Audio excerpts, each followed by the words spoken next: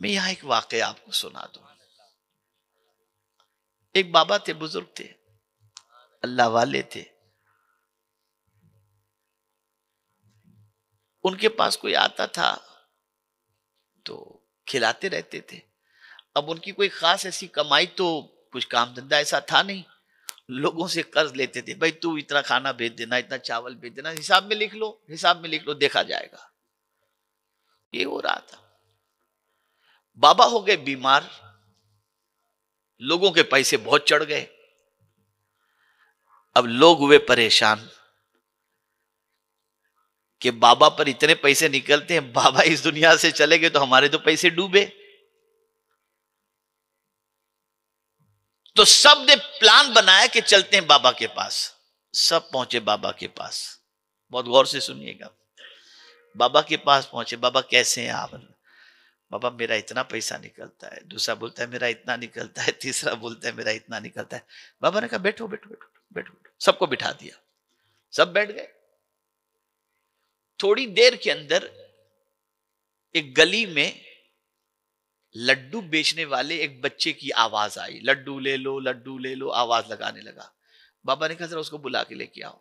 अब वो बेचारा सुबह सुबह का वक्त सब भर के लेके निकला था, वो जो है भागता हुआ आया। बाबा ने कहा सबको खिला दे। अब वो सोचा चलो यार, मुझे तो आज एक एक करके बेचने की छुट्टी हो गई, सबको खिला दूंगा, एक ही टाइम में सब बिक जाएगा, मेरी माँ भी खुश हो जाएगी। अब सबको जब खिला दिया उसने, तो कहता है 15-20 मिनट बर्दाश्त किया, फिर कहता है बाबा पैसे तो दो। पैसे तो, तू भी बैठ, तू भी बैठ। वो बैठा रहा, काफी देर बैठा रहा। बच्चा बर्दाश्त नहीं हुआ, बाबा से कहने लगा बाबा मेरी माँ मेरा इंतजार कर रही होगी, मुझे पैसे दे दो ना, जल्दी से मैं चला जाऊं, मेरी माँ इंतजार कर रही होगी। बाबा ने कहा बैठ। अब बच्चे का मामला बर्दाश्त से बाहर हुआ। अब बच्चा रोना शुरू कर दिया, बिलक बिलक के रो रहा है, बाबा दे दो, बाबा दे दो, मेरा ये हो जाए। इतना रोया इतना रोया। इतने में दरवाजे पर किसी ने दस्तक दी। जैसे ही दरवाजा खोला गया, बाबा का एक मुरीद बहुत सारी रकम लेकर के हाजिर हुआ। हुजूर इसे कबूल फरमा ले। लिया कि तुम्हारा कितना निकलता है, तुम्हारा कितना निकलता है, तुम्हारा सबको बांटा, बच्चे को भी बांट दिया। वो लोग हैरत में पड़ गए, जो मांगने वाले थे। उन्होंने कहा बाबा ये तो बताओ कि इतनी देर से हम बैठे थे, कोई देने वाला नहीं आया, और ये बच्चा रोया तो देने वाला कैसे आ गया? तो बाबा फरमाते हैं सुनो, आंसू अगर निकलते हैं तो वो मेहरबानी फरमा ही देता है। तुम में कोई रोने वाला नहीं था, इसलिए कर्म नहीं हो रहा था। एक रोने वाला आ गया, सबका बेड़ा पार हो गया। ये दो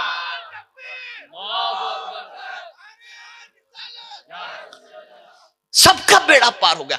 और इसीलिए कुरान ने कहा फल यदहकू कलीला वल यबकू कसीरा, हंसो कम और रो ज्यादा।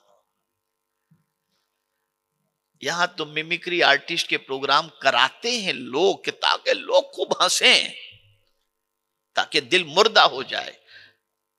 आपको मालूम है डिप्रेशन का इलाज क्या है? एक छोटा सा, हर एक के घर में वाकया होता है। किसी के घर मैयत हो जाए,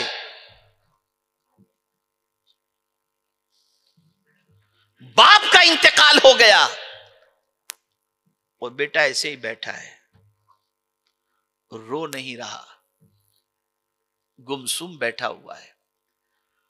तो घर वाले कहते हैं कि ये रो नहीं रहा, इसको रुलाना चाहिए। एक बार रो लेगा ना तो दिल का बोझ हल्का हो जाएगा, सदमा कहीं दिमाग पे न ले ले। तो कोई इमोशनल ऐसी ऐसी बातें करते करते करते करते फिर उसके बाद जब वो रो लेता है ना तो रिलैक्स हो जाता है। पता चला टेंशन का सॉल्यूशन रोना है। और जब तक अल्लाह के खौफ से हम रोते थे, कोई डिप्रेशन में नहीं था। और जब से ये हंसाने वाले पैदा हो गए, सब डिप्रेशन में चले गए, सब डिप्रेशन में चले। अल्लाह के अजाब को याद करके, अपने गुनाहों को याद करके रो। उम्मुल मुमिनीन हजरत आयशा सिद्दीका रदी अल्लाह तआला अन्हा ने आकाए करीम सल्लल्लाहु अलैहि वसल्लम से दरियाफ्त फरमाया, या रसूल अल्लाह सल्लल्लाहु तआला अलैहि वसल्लम, क्या कोई ऐसा भी है जिससे कब्र में सवाल भी न हो? सरकार ने फरमाया, हाँ आयशा, वो बंदे मोमिन जो अपने गुनाह को याद करके रोता हो, अल्लाह उससे कब्र में सवाल भी नहीं पूछेगा।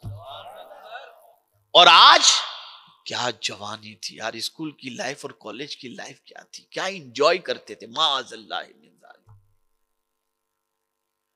गुनाहों के जमाने को याद करके, अपने पाप को याद करके इंसान सोचता है वो जवानी फिर मिलती तो कितना अच्छा होता।